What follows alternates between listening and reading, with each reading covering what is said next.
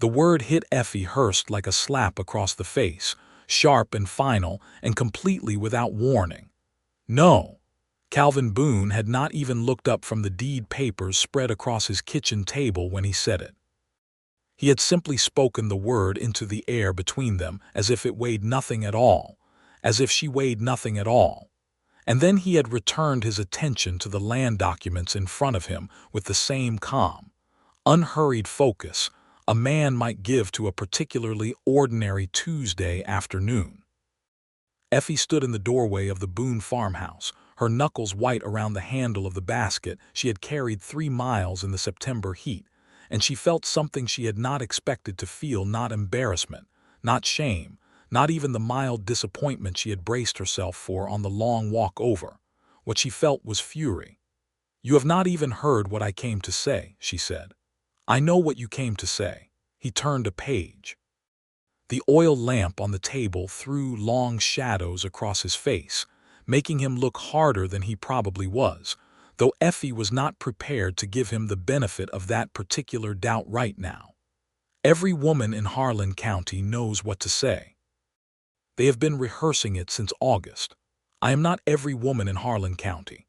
"No," he agreed, and this time he did look up, and the look in his dark eyes was not unkind, which somehow made it worse. "You are not, which is why I am surprised to find you standing in my doorway with that basket." Effie set the basket down on the porch with considerably more force than was necessary. "I did not come here because of what everyone else is doing. I came here because of a matter that concerns us both directly, and if you had the basic decency to listen for 5 minutes before issuing your verdict, you would understand the difference." The silence that followed was enormous. Calvin Boone set down his pencil very slowly.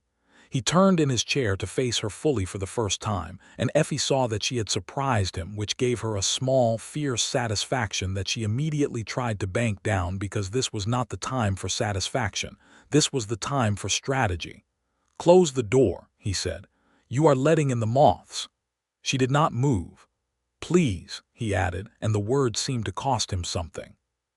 She stepped inside and closed the door, and the night sounds of Coldwater Creek, Texas, the cicadas, the distant creek, the occasional moan of cattle on the eastern pasture went quiet behind her, and she and Calvin Boone regarded each other across 8 feet of hardwood floor in the year of our Lord 1883, and neither of them had any idea yet that the next 3 months would change everything they believed about themselves and each other.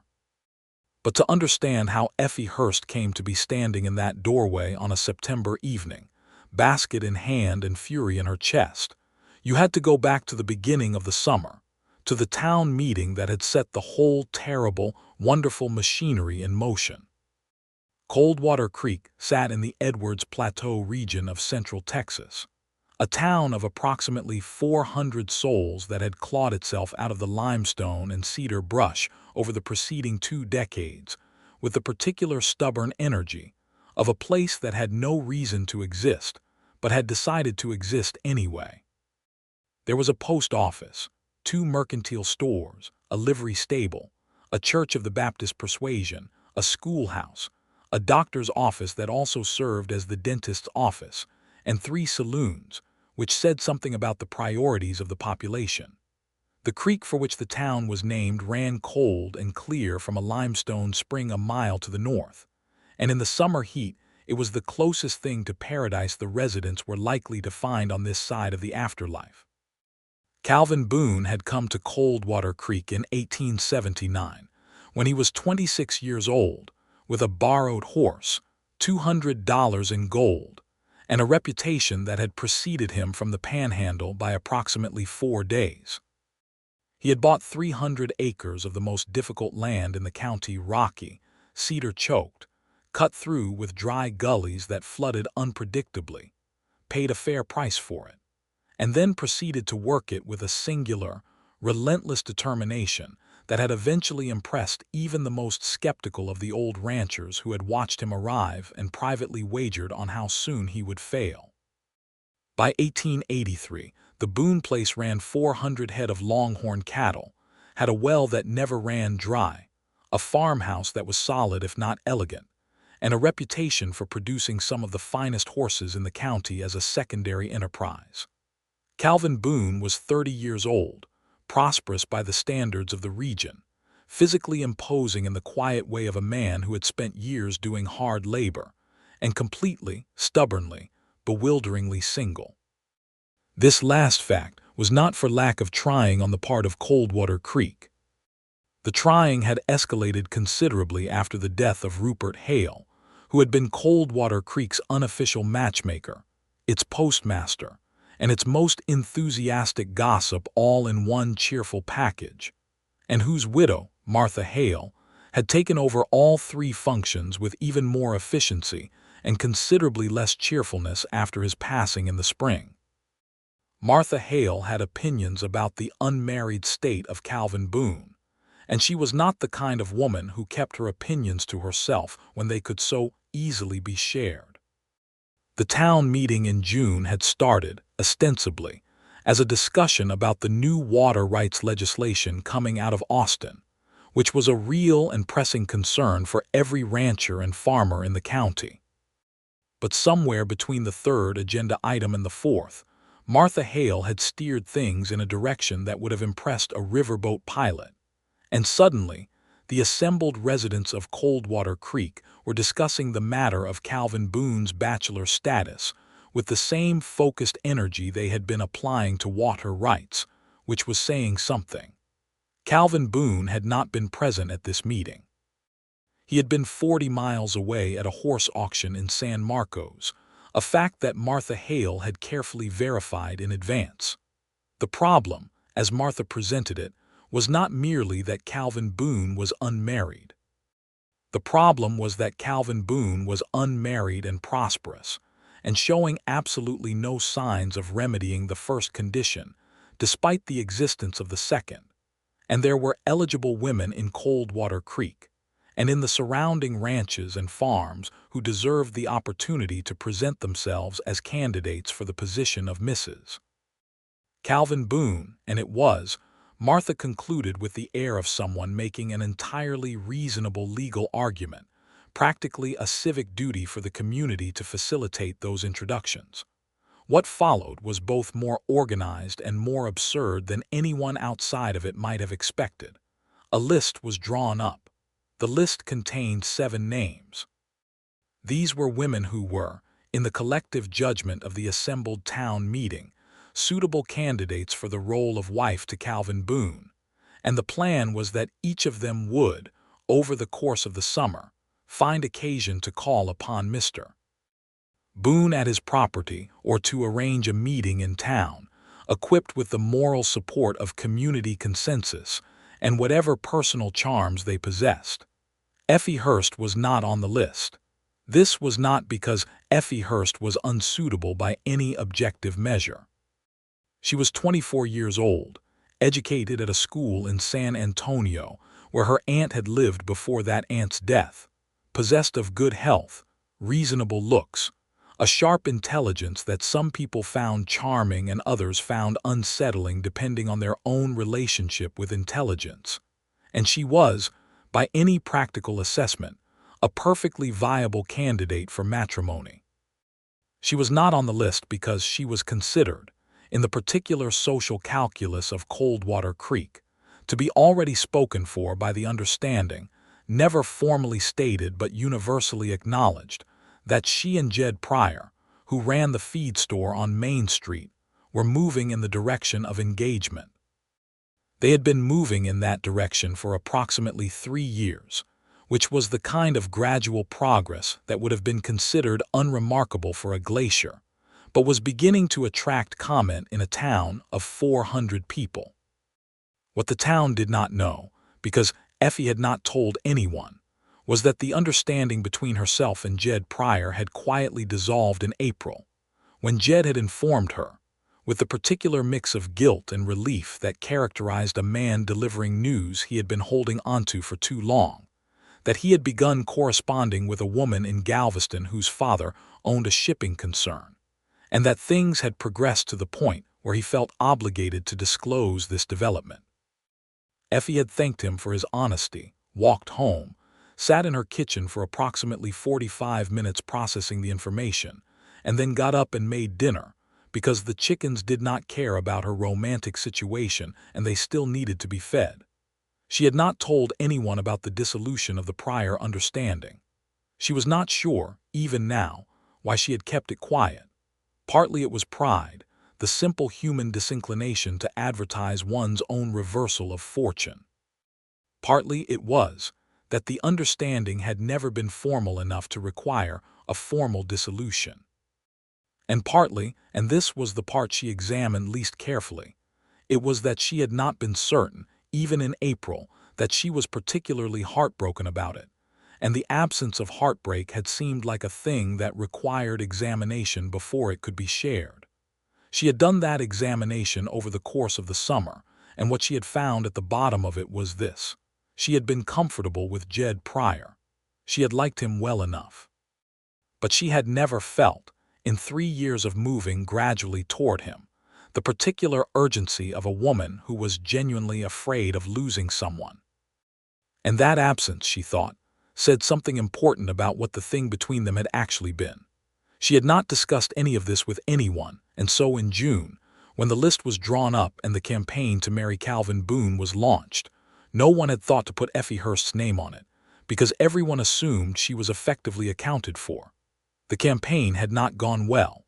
Clara Whitmore had called on Calvin Boone in late June with a peach pie and a plan that Martha Hale had described as foolproof.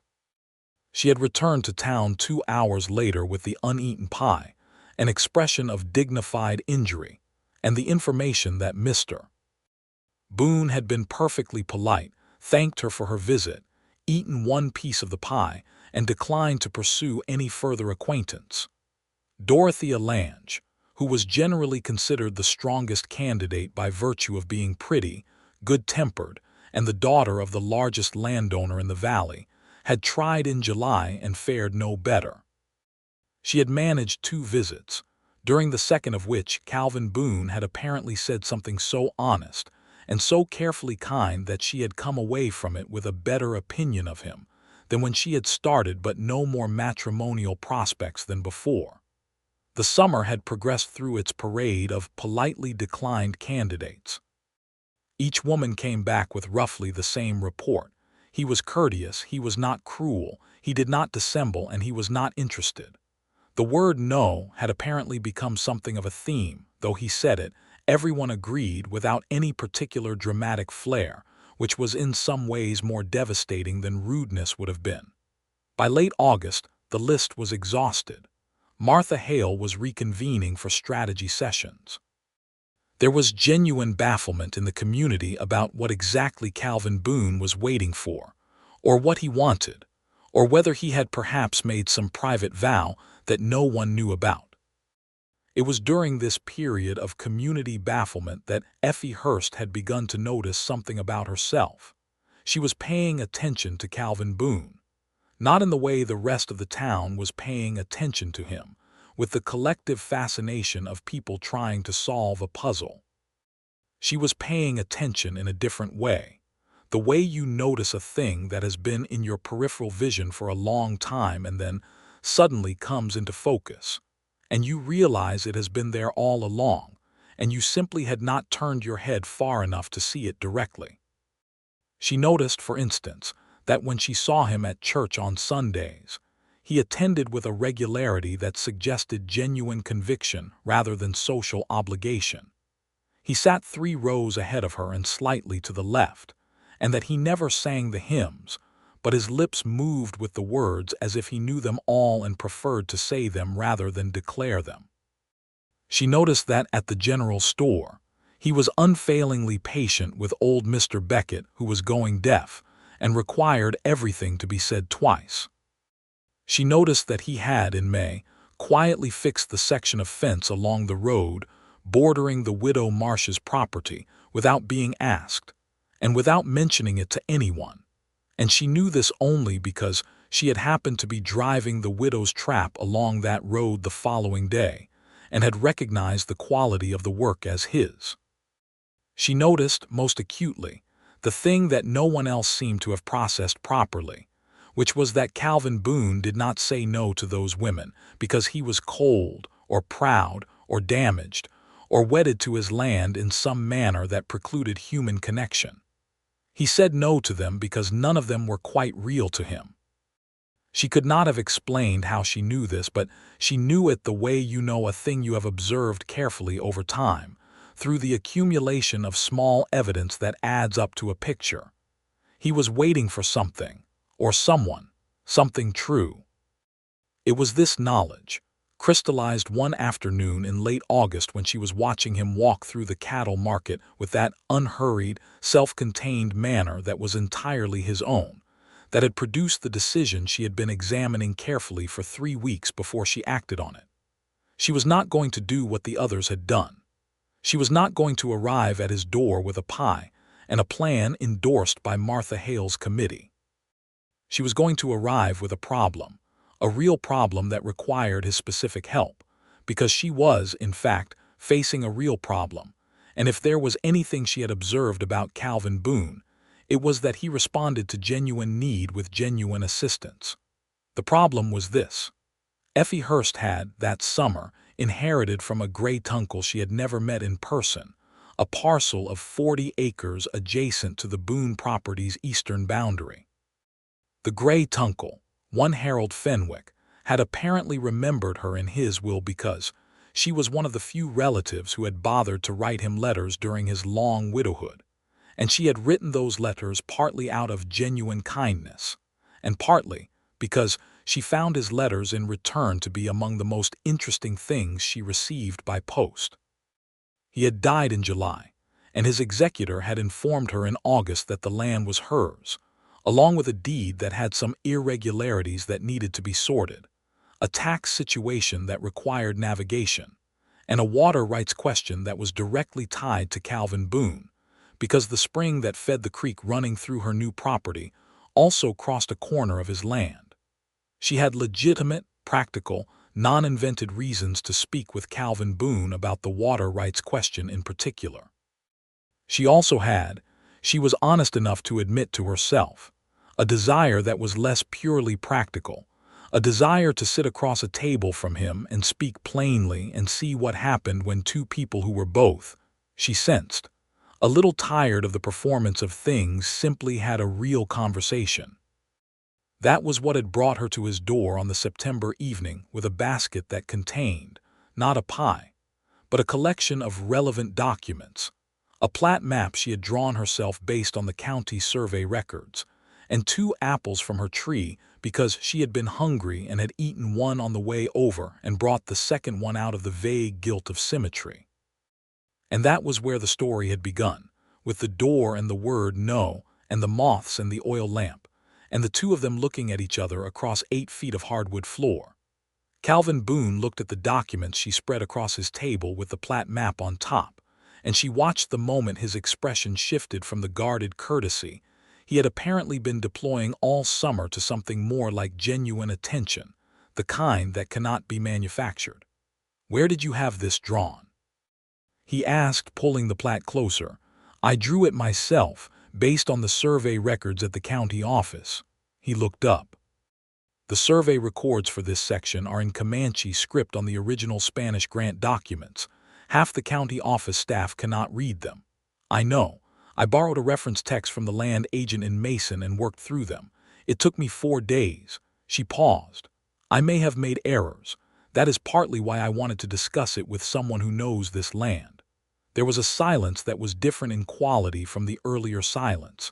This one was the silence of a man recalibrating. "Sit down," he said. She sat. They spent 2 hours going over the plat and the documents, and in those 2 hours, several things happened that neither of them would have been able to articulate precisely, but that both of them felt as a kind of shifting of ground beneath their feet. He knew this land in the detailed, intimate way of a man who had walked every inch of it in all seasons and all weathers, and what she had put on paper, painstakingly derived from old documents and reference texts, matched what he knew with a fidelity that was, he could tell, entirely the result of careful, disciplined work. She, watching him trace the property lines with one finger and occasionally correct a minor error in her mapping with a pencil, felt the thing she had been unable to feel with Jed Pryor in 3 years, which was the simple, devastating recognition of a mind she wanted to spend time with. The water rights question was, he told her, more straightforward than she might have feared. The spring in question had historically been shared under a gentleman's agreement that predated his ownership of the land, and as a practical matter, it made more sense to formalize this arrangement with a written agreement than to leave it to informal tradition, particularly given the new Austin legislation that Martha Hale's town meeting had ostensibly been called to discuss. He knew a lawyer in Fredericksburg who handled these matters cleanly and without excessive fees. "I can give you his name," Calvin said. "I would appreciate that," Effie said.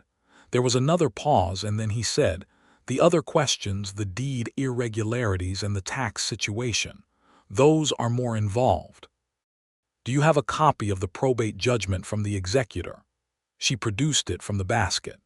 He read it with the focused quiet of a man who read carefully and did not rush through things, and she sat across the table and was suddenly, acutely aware that she was in Calvin Boone's kitchen at 9 o'clock on a September evening, which was not something that had been on her plans for the week.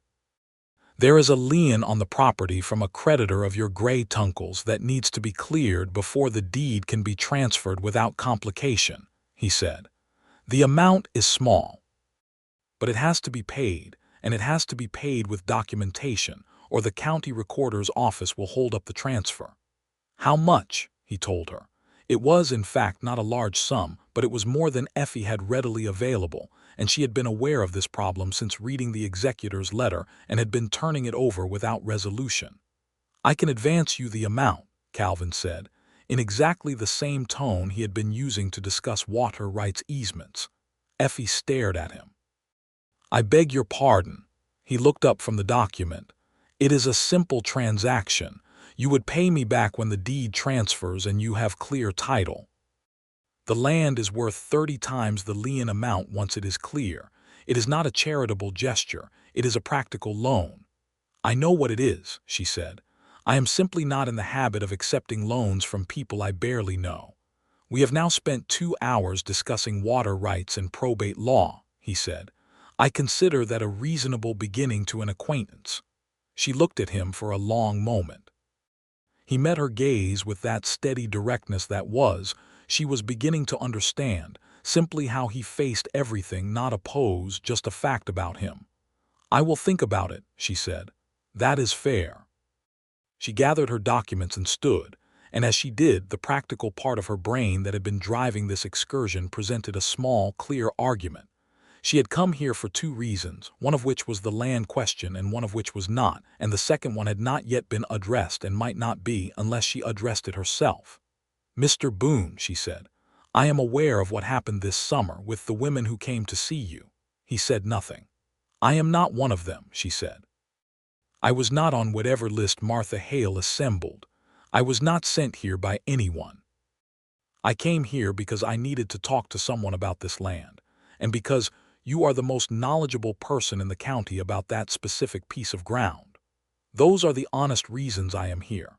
I am telling you this because I suspect you have spent the summer being approached by people with hidden agendas, and I find that kind of thing exhausting even on the receiving end, and I imagine it is considerably more exhausting when it is happening to you."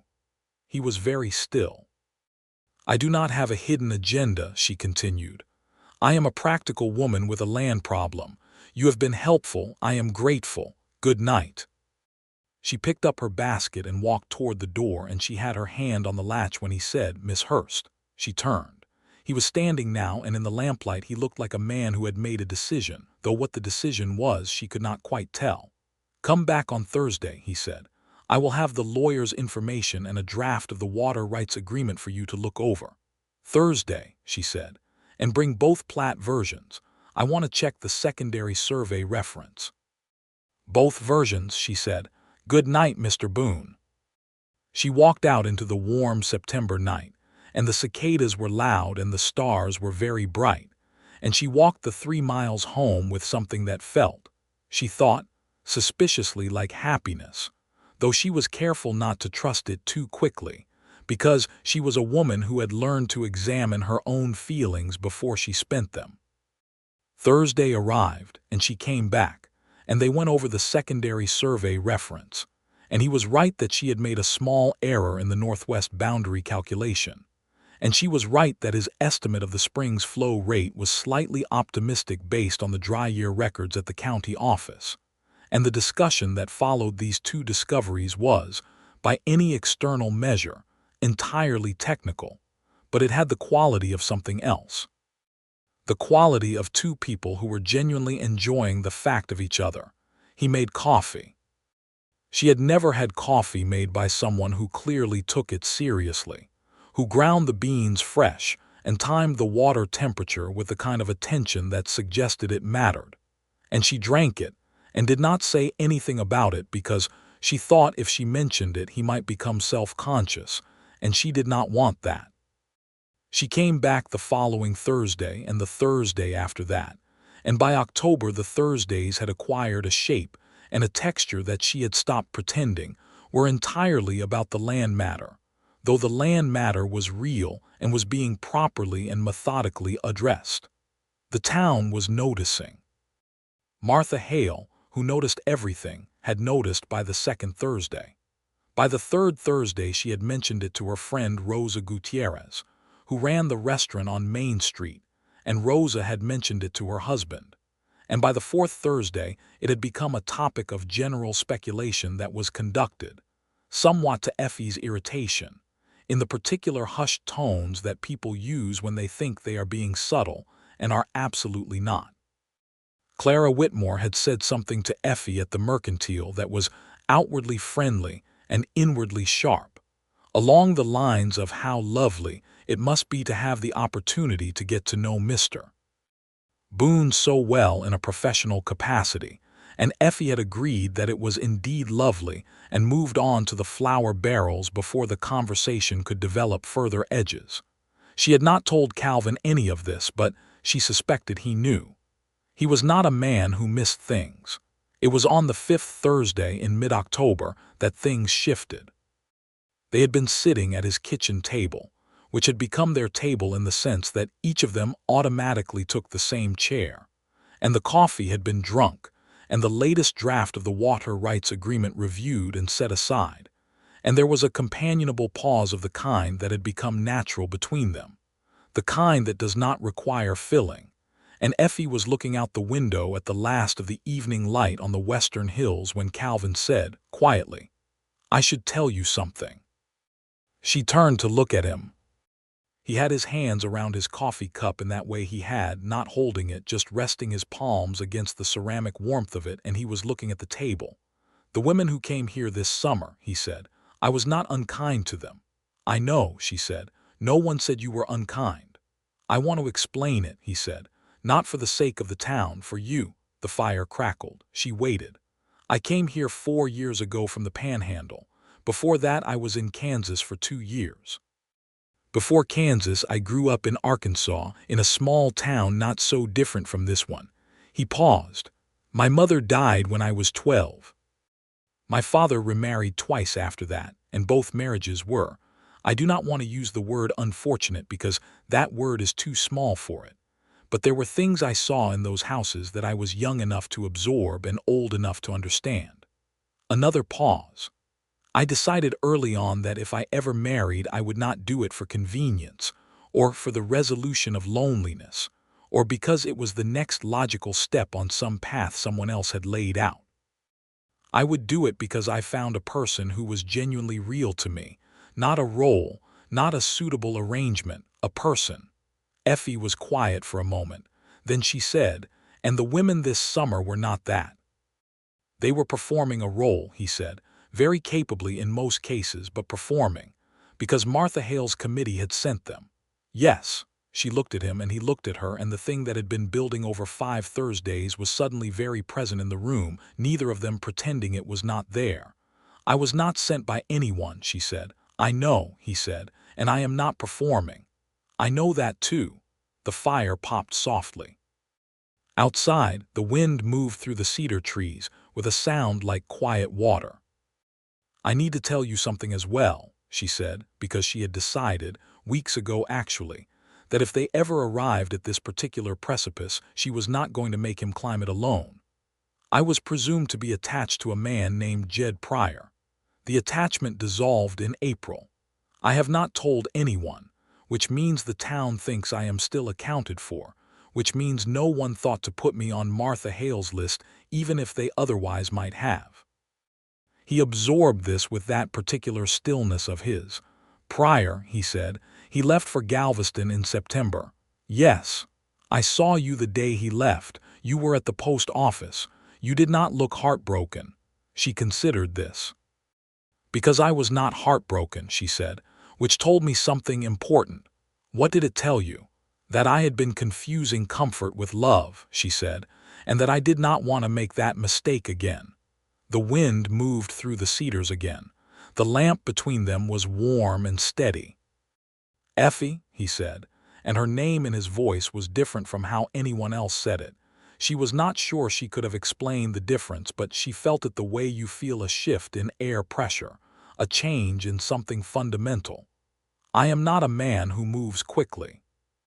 "I had gathered that," she said, with the small dry humor that lived in the corners of her personality, and that she had been gradually permitting him to see over the past 5 weeks. The corner of his mouth moved in what was, for Calvin Boone, approximately a smile. "But I am also not a man who needs a great deal of time when he knows what he is looking at." Her heart was doing something complicated and undignified. "I would like to court you properly," he said, "if you are willing." "I am willing," she said, and was pleased to find that her voice was entirely steady. He walked her home that night, 3 miles through the October dark, and they talked the whole way about nothing consequential about the stars, about a book she had recently read, about his opinion of the new breed of cattle that some ranchers were experimenting with, about her theory regarding the spring's secondary flow pattern that she had been developing since their second Thursday. And when they reached her gate, he stopped, and they stood there for a moment in the darkness, and he took her hand.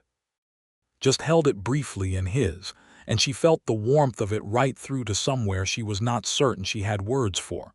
"Same time next Thursday," he said. "Same time," she said. She went inside and stood in her kitchen with her back against the door and allowed herself, for approximately 30 seconds, to feel the full weight of what had just happened. And then she went to bed because she was, as she had told him, a practical woman, and the chickens would still need feeding in the morning. Calvin Boone walked home in the dark through the cedars and was aware of the night in a way he was not generally aware of it. Every sound distinct and present, the cold coming down off the plateau, the stars very clear, and he felt something he had been careful with for a long time, something he had been guarding without quite acknowledging that he was guarding it.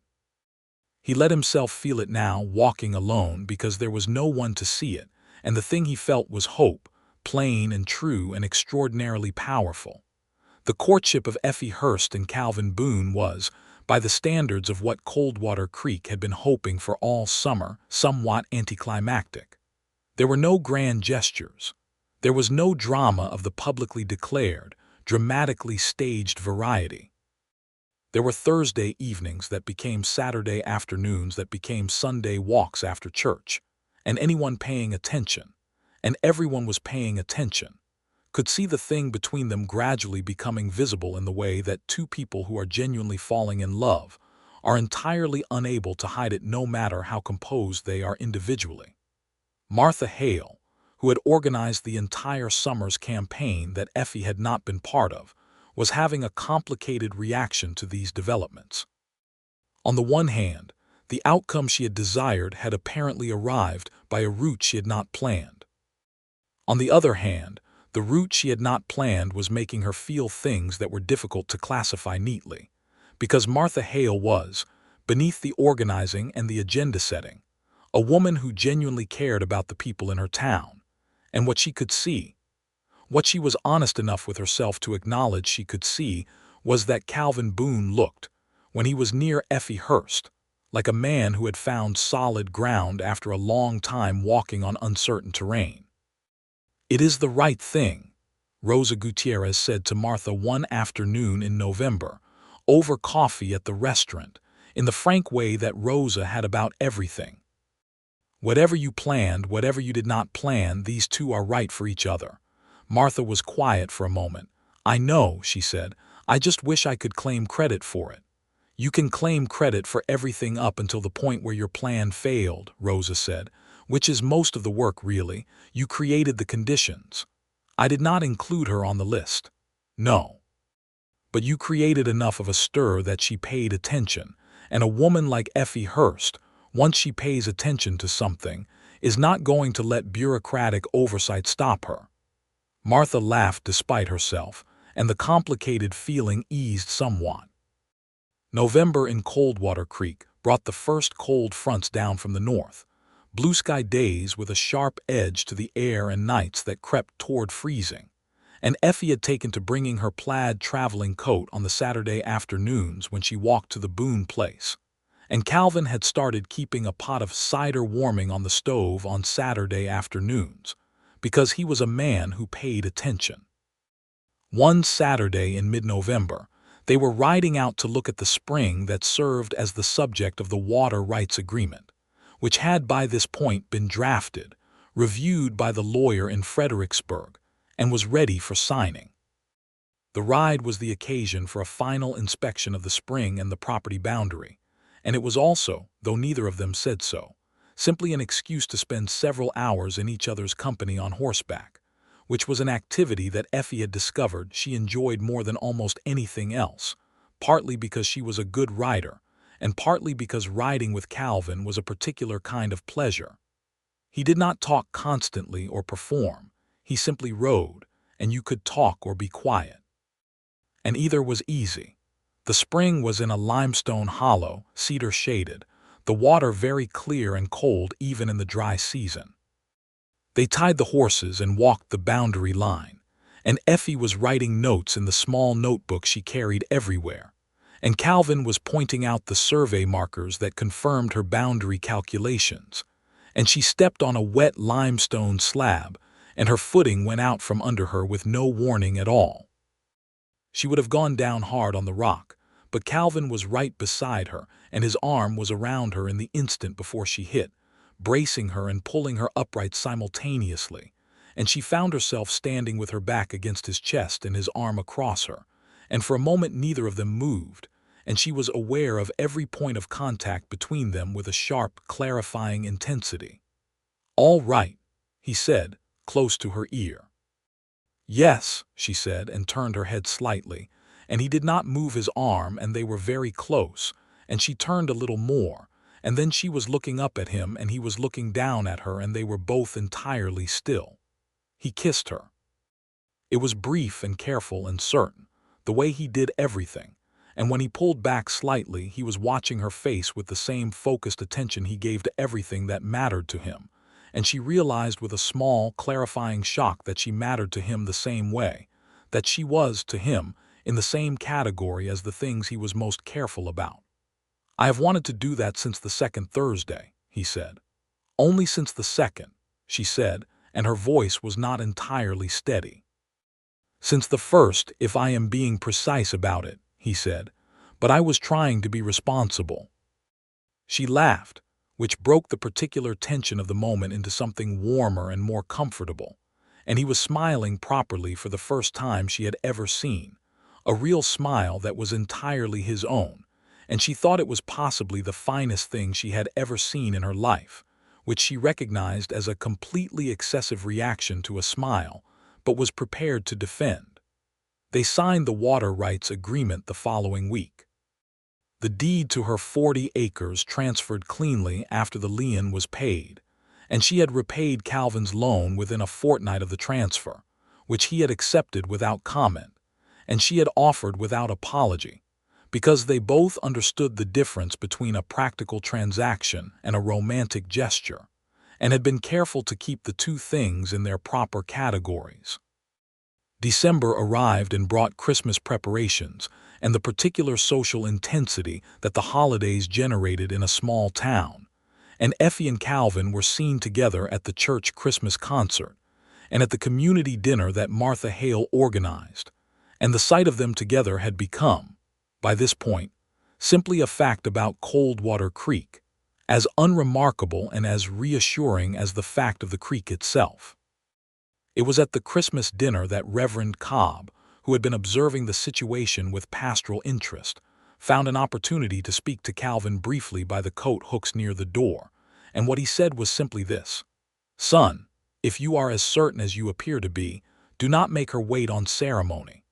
Calvin had nodded once and said nothing, in the way he received all important things, and the Reverend had moved on to his turkey and been satisfied. On the 22nd of December, in the year 1883, Calvin Boone arrived at Effie Hurst's door at 2 o'clock in the afternoon. He was wearing his good coat. He was carrying something wrapped in cloth that turned out, when she had let him in and he had set it on her kitchen table and she had unwrapped it, to be a wooden box he had made himself, joined with a precise, clean craftsmanship that told her he had spent a considerable amount of time on it. "What is this?" she asked. "Open it," he said. Inside the box was the deed to his property, next to a letter from the lawyer in Fredericksburg. She recognized the letterhead, and on top of both of these was a ring. Not a grand ring, but a fine one, plain and solid gold with a small dark stone that she recognized after a moment as a piece of Texas turquoise. She stood very still. "I had the lawyer draft something," Calvin said, "so that if you agree, the water rights arrangement between your property and mine can be formalized permanently rather than by easement, not because the practical matter requires it, because I am trying to tell you something with the vocabulary of property law which is not romantic, but is honest, which is the thing I can offer you most reliably." She was looking at the ring, not at him. "Calvin, I know it is not conventional," he said. "The ring is not in the box for the sake of the deed. The deed is in the box for the sake of the ring. I want you to understand that whatever I have is already half yours in every practical sense, because that is how I have been thinking about this for some time. I am asking you to make it the rest of ways as well." She looked up at him then. He was standing in her kitchen in his good coat, and he looked exactly like himself, which was to say he looked like a man of complete integrity who had chosen to express his deepest feelings in a manner that involved property documentation, and she loved him for it with a specificity that she had not known was possible, the kind of love that is for a particular person and could not be transferred to any other. "Yes," she said. He crossed the small distance between them in 2 steps, and she met him in the middle, and when she put her arms around him she felt him exhale, long and deep, the way a man exhales who has been holding something for a very long time. They were married in January of 1884, at the Baptist Church in Coldwater Creek, on a day of brilliant cold sunshine with the Edwards Plateau white with an unlikely frost and the creek running high from the late December rains. The ceremony was simple, because they both wanted it simple, and Effie wore a dress she had made herself from fabric that she and Rosa Gutierrez had chosen together in the Mercantile on a Saturday afternoon that had been one of the better afternoons of her life, not because of the fabric, but because she had been choosing it with the certainty that came from knowing exactly what she was doing and why. Calvin stood at the front of the church in his good coat and watched her come down the aisle on the arm of her cousin Thomas, who had ridden in from San Antonio for the purpose, and his expression was what she would remember for the rest of her life, not performing joy or performing solemnity, but both at once, the way a man looks when something true is happening. Reverend Cobb performed the ceremony with appropriate gravity and just a small warmth in his voice when he pronounced them married that suggested he had been invested in the outcome. Martha Hale, sitting in the 3rd row, cried with the complete sincerity of a woman who would never publicly admit she had not expected this outcome when she had made her list. Rosa Gutierrez, beside her, patted her hand without comment. The reception was at Rosa's restaurant, which she had closed for the afternoon, and there was food and music, and the particular quality of celebration that a small town generates when it believes something right has happened. the collective warmth of people who have watched two people find each other and feel, in some small way, the rightness of it as a confirmation of something hopeful about the world. Effie danced with Calvin, who was not a natural dancer but who moved with her with the focused attention he brought to everything that mattered, and who held her with the combination of care and certainty that was, she thought, the physical expression of everything she had understood about him from that first Thursday. "Are you happy?" he asked her, not grandly, just quietly, the way you ask someone something real. "Enormously," she said. He smiled that smile, the one she had first seen at the spring on the November Saturday, and she thought it might be the best thing she had ever seen, and suspected she would still be thinking so in 40 years. They went home to the Boone property that evening, which was now equally the Hurst property and would, they had agreed, be known in deed and in conversation as the Boone-Hurst place, a compromise that had satisfied both of them without requiring either of them to disappear into the other, which was, Effie thought, a very good sign for the project of a shared life. The first year of their marriage was a good year. Effie brought to the running of the property a particular kind of organized intelligence that complemented Calvin's physical mastery of the land and the stock, and what emerged between their two ways of working was something more effective than either of them alone, which was not something either of them had necessarily anticipated, but which both of them recognized and respected. She took over the accounts, which he had kept adequately but which she kept excellently, and what she found in the process of understanding his finances thoroughly was a business that was sound but that had several opportunities he had not pursued, because he had not had the time or the inclination to investigate them systematically. There was a market for the Boone horses beyond the county line, in San Antonio particularly, where the ranching concerns were expanding and quality horses commanded a good price, and Effie wrote letters, followed up on them, traveled once to San Antonio with Calvin to meet with 2 buyers, and came back with contracts that increased their horse-selling income by 1/3. Calvin, watching this, was not diminished by it. He was, instead, profoundly and specifically appreciating it, the way a man appreciates when someone completes the picture he has been trying to paint with only half the palette. Her 40 acres were cleared of the cedar brush over the course of that first year, using a team of hired hands and Calvin's systematic approach to the work, and the land, once cleared, proved to have a soil quality that was well suited to hay production, which was worth more to them than almost any other crop given the horse operation. The spring on the boundary, now formally shared by written agreement, produced water reliably through the dry summer months, and the water rights question that had brought Effie to his door on that September evening was now simply a fact of their shared life rather than a problem. In the autumn of 1884, Effie told Calvin she was expecting their first child. She told him in the kitchen in the morning, before the day had begun its full weight, and she watched him go very still in exactly the way he went still when he was receiving something important, and then he crossed to where she was standing by the stove and put his hands on either side of her face and looked at her for a long moment without speaking, and she saw in his eyes something she could only call a particular kind of quietly overwhelming gratitude. "A boy or a girl," she said. "Does it matter to you?"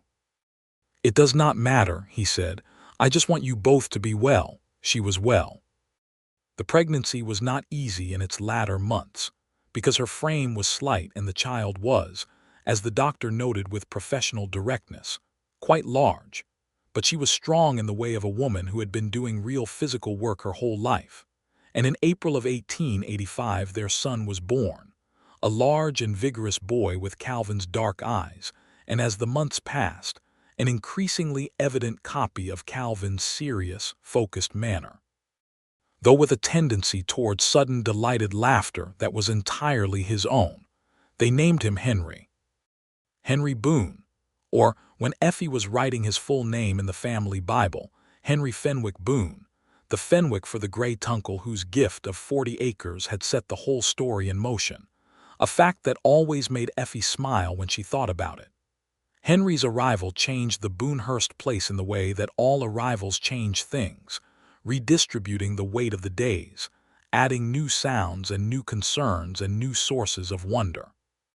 Calvin, who had grown up watching his father's remarriages produce households of tension and disappointment, was almost startled by how different it was to come home to a house that was genuinely full of something good. He was not demonstrative about it in public, because he was still himself, but Effie saw it daily in the small ways that he was careful with their life.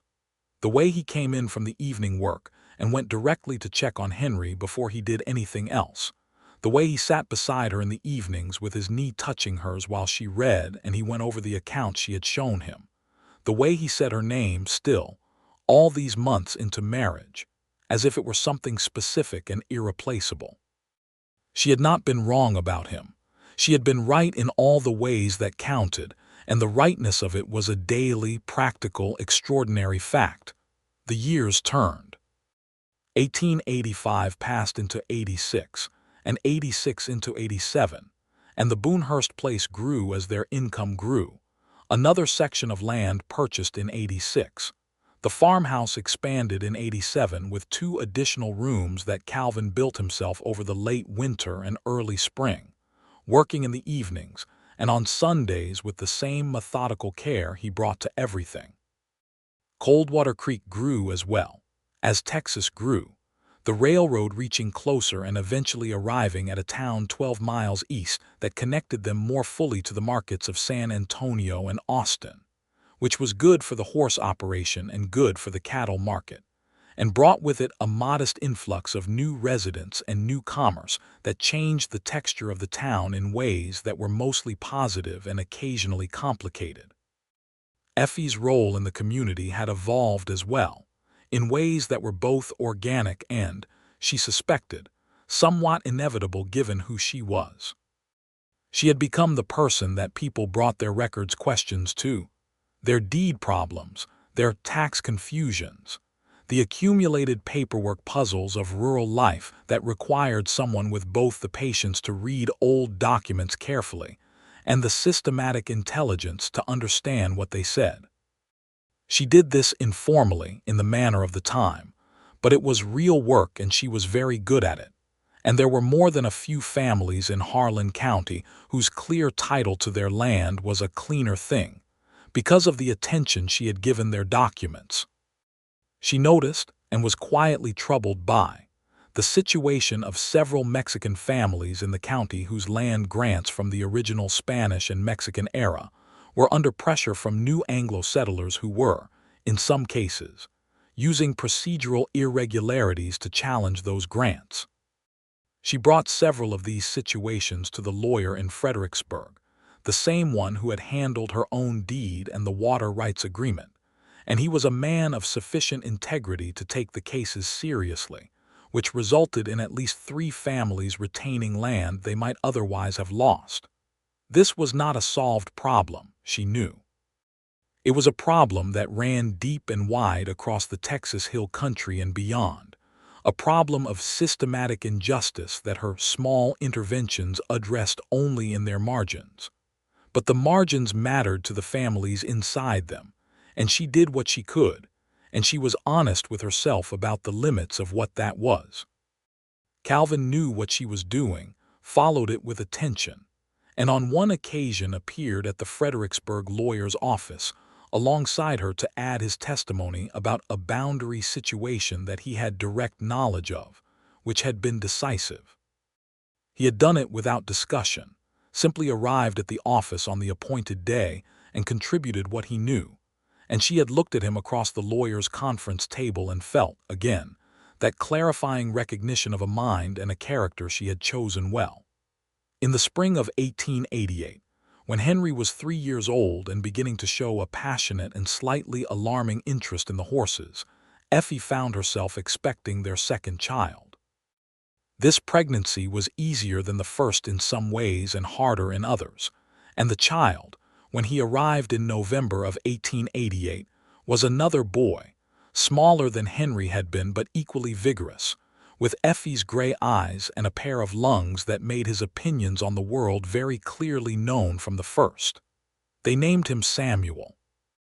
Samuel Thomas Boone, the Thomas for Effie's cousin who had walked her down the aisle at their wedding, and who had become, over the years, something of a regular visitor to the Boone Hurst place on the occasions when he traveled through from San Antonio. Henry, presented with his new brother, was initially uncertain and then increasingly proprietorial, and by Samuel's third month had appointed himself a general overseer of his brother's well-being, which manifested in a great deal of serious and unsolicited advice delivered to the baby in Henry's most earnest 3-year-old manner, and which both Calvin and Effie found deeply difficult to observe without laughing. The world of 1888 was not the same as the world of 1883. The Wild West of the dime novels was fading even as the dime novels were still being printed, the open range giving way to fenced land as the decade wore on, the old cattle drives becoming increasingly impractical as the railroad reached further and changed the economics, the frontier pushing steadily westward and leaving behind it something that was not quite civilization and not quite not. Coldwater Creek was part of this transition, becoming more settled, more connected, more permanent in ways that were both gains and losses. Calvin had adapted as he adapted to everything, by paying attention and adjusting without sentimentality for the way things used to be. The horse operation he had built was increasingly valuable precisely because of the railroad connections, which meant he could sell to buyers he would never have reached by wagon road alone, and the reputation he had built over nearly a decade for the quality of his horses was a genuine commercial asset. The cattle operation was somewhat reduced as the economics of the range shifted, but it remained profitable, and the hay production from Effie's original 40 acres now extended across 60 acres of their expanded property. They were comfortable in the solid, genuine sense of the word, not wealthy by the standards of the great ranching families further south and west, but entirely secure, which was its own kind of wealth when you had watched enough of the country to understand how precarious things could be. In the evenings of those years, when the children were in bed and the work was done, and the house was quiet with that particular quiet that a house takes on when it has been thoroughly lived in, Calvin and Effie would sometimes sit on the porch that he had extended in the '87 expansion to run the full width of the south-facing wall, and watch the night come in over the Edwards Plateau, the sky enormous and full of stars, the creek audible in the distance, the cedar and limestone smell of the hill country a constant in the air. They talked on those evenings about everything and nothing, about the children, about the land, about books she was reading, about a trip he was considering to look at a stallion operation in New Mexico, about the state of the town, about the watercolor set she had acquired and was teaching herself to use, about a letter from her cousin Thomas, about the stars. They were, Effie thought, on one particular October evening when the air had just that first cold front edge, and the moon was large and yellow over the eastern hills. They were, she and Calvin, the thing she had looked for and not found with Jed prior and had found here instead. They were genuinely, specifically, exactly themselves with each other, and she had never stopped being grateful for it or stopped knowing it for what it was. "What are you thinking?" Calvin asked from his chair beside her. "About how I came to be here," she said. He looked at her in the way he had, the full, attentive look that was entirely his. "Where else would you be?" "That is the interesting thing," she said. "If any number of small things had been different, I might not be here at all. If my great-uncle Harold had not remembered me in his will, if the deed had been clean without a lien, and I had not needed to borrow money. If you had been a different kind of man and had not spent an evening taking my plat map seriously. I took it seriously because it deserved to be taken seriously. I know, that is my point." He was quiet for a moment and then he said, "I was waiting for someone who would come to me as herself, without agenda, without performance, just as herself. I came to you with a land problem." You came to me with a land problem and a plat map you had drawn yourself from Spanish grant documents, he said. That is not the same as coming with a pie and a plan Martha Hale had approved. She laughed. Martha Hale approves of us now. Martha Hale approves of outcomes, he said, not unkindly. The outcome is the same as the one she wanted. The route was different. The route made all the difference, Effie said. He reached across and took her hand, not for any particular reason, just because it was there and he wanted to. And she turned her palm up against his and felt the familiar warmth of it, and looked at the sky over the plateau and thought about great Uncle Harold in his long widowhood writing her letters because she was the only one who wrote back, and about the particular chain of small and improbable things that had brought her to this porch, this man, this life.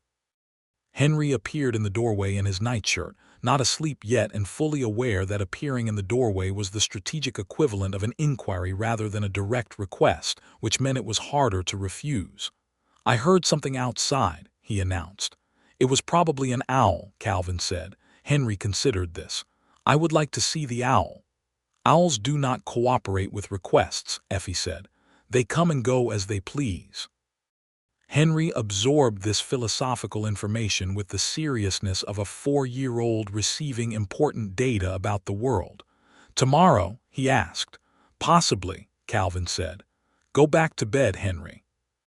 Henry went, with the dignity of someone who has made their case and accepts the current ruling without prejudice to future arguments.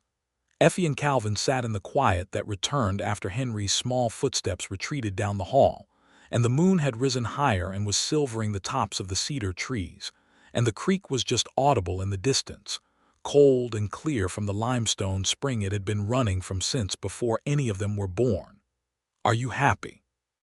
She asked, turning the question back on him, the way she occasionally did, because she wanted to hear him answer it. He turned to look at her, and in the moonlight his face was very clear, and what she saw in it was the thing she had understood about him since those first Thursdays, which was that he did not lie and he did not perform, and so when he said what he said next she could trust it absolutely. I did not know it was possible to be this satisfied with a life, he said. I had a version of what I wanted that was mostly about the land and the horses and the work. I did not know what was missing from it until it stopped being missing. She squeezed his hand. You and the boys, he said. That is the whole of it. Everything else is just the frame. In the spring of 1890, Effie was expecting their third child. She was 29 years old and healthy, and the ranch was solid under them, and the children were thriving. And when the baby came in September, it was a girl. A dark-haired, bright-eyed girl who arrived with considerably less drama than either of her brothers had managed, and who looked around at the world from her first hours with an expression of calm, assessing interest that made Effie and Calvin look at each other with the particular, helpless recognition of parents who can already see a personality forming. They named her Clara. Not for Clara Whitmore, though Effie was aware of the coincidence and privately found it amusing. For Calvin's mother, whose name had been Clara and who had died when he was 12, and whom he rarely mentioned but clearly carried with him in the way that early losses are always carried, not with active grief after so many years, but with a kind of permanent tenderness. When Effie suggested the name, she had been sitting in the bed with the baby on her chest, and Calvin had been in the chair beside the bed as he had been for the preceding 6 hours, and when she said the name he had gone very still in the way she knew, and then he had reached out and touched the baby's dark hair very gently with one finger and said, yes, just yes, but she heard everything in it. Henry, now 5, received his sister with enormous solemnity and the immediate declaration that he would protect her, a statement he appeared to mean with complete seriousness, and that he proceeded to enact in the years that followed with a combination of genuine affection and considerable bossiness that Clara, as she grew, tolerated with the patient condescension of someone who is aware they are being supervised by someone considerably less capable than they are. Samuel, 20 months old and not entirely clear on what was happening, examined the new person with the careful attention of a scientist, and then pulled her nose gently to see what it did, which it turned out did a great deal. The Boone Hurst family of Coldwater Creek, Texas, settled into the last decade of the 19th century with the particular quality that comes to a life that has been built with care and honesty and genuine mutual regard. The work continued, and the seasons continued, and the children grew, and the town grew around them, and the world changed in the gradual, accumulating way that worlds do. The water rights agreement that had started everything was still on the wall of Calvin's study, framed, because Effie had framed it on their 5th anniversary, and he had looked at it for a long moment and then at her and said, "You are the most romantic person I know," in a tone that suggested this was not a criticism. "I contain multitudes," she had said with great dignity, and he had laughed, that full, real laugh that she was still, 5 years in, one of the few people privileged to hear regularly. Martha Hale, who had lived to see her campaign succeed by a route she had not planned, retired from her position as informal town matchmaker in 1891, handing the function off to no one in particular, because she had concluded that things seemed to work out better without a committee. She continued as postmistress for another 10 years and remained a regular presence at church and community events, and on the occasion of Effie and Calvin's 10th anniversary, she gave them a quilt she had made herself, with a note attached in her firm hand that read simply, "I should have put you on the list. I am glad it did not matter." Effie kept the note. Rosa Gutierrez's restaurant expanded in 1892 into the building next door, which made it the largest dining establishment between Fredericksburg and Mason, and Rosa's husband built a second kitchen, and the restaurant became one of those places that is more than a business. It becomes a kind of community institution, the place where important things happen and ordinary things happen with equal comfort. And every significant meal in Effie and Calvin's family life for the next 15 years was either held there or catered by Rosa, and the friendship between Effie and Rosa was one of the sustaining relationships of both their lives. Henry Fenwick Boone grew into exactly the person his parents had suspected he would be: serious, capable, deeply loyal, with a thoroughgoing passion for horses that manifested first as a child's obsession, and then as a young man's genuine skill, and who by his 16th year was managing a significant portion of the horse operation under Calvin's guidance, with the kind of competence that made Calvin feel, in the best possible way, as if the thing he had built was going to outlast him in the very best sense. Samuel Thomas Boone was different, and the difference was a source of continuous delight to both his parents. He was quick and sociable and curious about everything outside the boundaries of the property, about the world that was arriving by rail and by newspaper, and by the increasing flow of people moving through Texas in that last decade of the century, about ideas and politics and the great events happening in distant places. And he developed at an early age a facility with words, written and spoken, that made Effie think he would leave Coldwater Creek eventually, and she was right, he would. For a school in Austin and then a newspaper, but that was the future, and the future had not happened yet in the years she was thinking of. Clara was, in the assessment of everyone who knew her, remarkable. This was not merely parental bias, though there was some of that. It was a simple fact about her that presented itself early and continued to present itself with increasing clarity as she grew. She was exceptionally intelligent, possessed of an emotional perceptiveness that was uncommon in any person and was extraordinary in a child, and she had her father's complete refusal to perform anything she did not feel, and her mother's capacity for focused, systematic work on things that mattered to her. What she would do with all of this was not yet clear in the years when she was small and dark-eyed, and watching the world from the particular vantage point of the youngest child in a family of strong personalities. What was clear was that whatever she did with it, she would do it entirely on her own terms. Effie turned 35 in the spring of 1896, and Calvin was 43, and they had been married for 12 years. And what those 12 years had made of them individually and together was something that could only be understood from the inside. From the outside, it looked like success, the prosperous property, the 3 good children, the solid standing in the community, the productive partnership of 2 people who had chosen each other well. From the inside, it was something more specific and more extraordinary than success. It was the ongoing daily reality of being known, completely and particularly, by another person, and knowing them in return, and choosing that every morning without reservation. There were, of course, the hard times. A cattle loss in the winter of '89 that had set them back financially, and required a difficult year of adjustment. A long illness of Effie's in 1892 that had frightened both of them badly before it resolved and left Calvin with a permanent and specific awareness of how entirely he did not want to live without her, that he carried quietly ever after. A dispute with a neighboring property in '94 that had required legal intervention and a great deal of patience, and had strained the neighborly relationships in their section of the county for 2 years.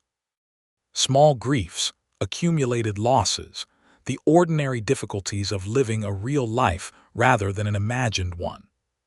Through all of it, the thing between them had held, not because it was perfect or uncomplicated, but because it was real, and real things, when they are cared for, are more durable than perfect things. On an evening in the spring of 1896, on the porch that was now well weathered and deeply familiar, with Henry inside helping Samuel with his schoolwork in the affectionate, slightly dictatorial way that Henry did everything, and Clara asleep in her bed after the kind of day that tires a 6-year-old completely, Calvin and Effie sat in the last of the evening light and looked out at the land that was theirs together.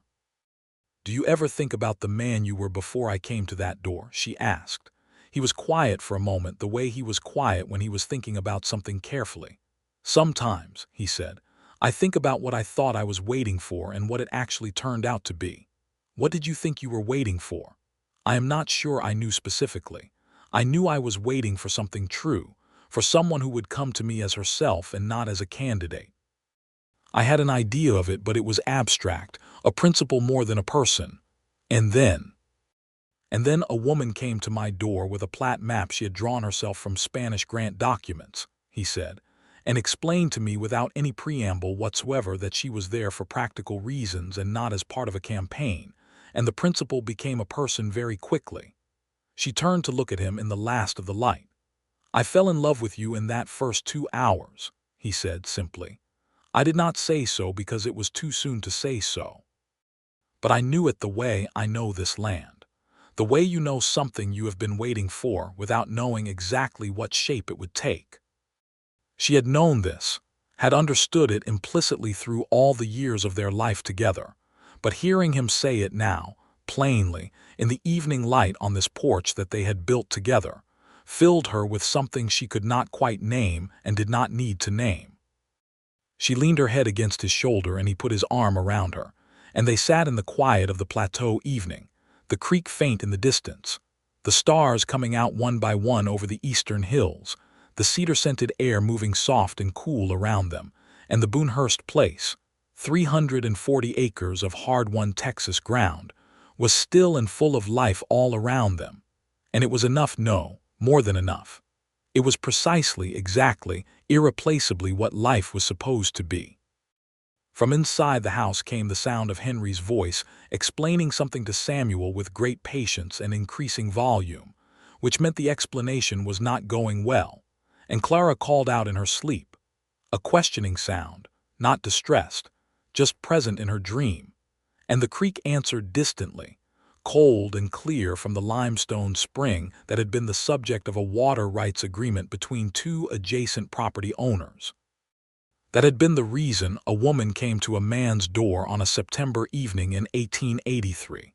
That had been, in its small and practical and unromantic way, the first sentence of the best story either of them had ever lived. "Tomorrow I should check the spring," Effie said against the fabric of his shoulder. "I know," he said, "I will come with you." Of course he would. He always did. The moon rose over the eastern hills, large and unhurried, and the Boonehurst place sat quiet under it, and the children breathed and slept, and the horses moved in the corral with soft footfalls, and the spring ran cold and clear in the limestone hollow where they had first kissed, and Calvin Boone held his wife in the gathering dark and was, as he had told her once, satisfied with his life in a way he had not known was possible, and she was with hers. And the thing between them was real and particular and permanent, built on plat maps and water rights, and the simple radical act of arriving at someone's door as exactly, completely, unapologetically yourself. That in the end was all it had taken. And it turned out everything.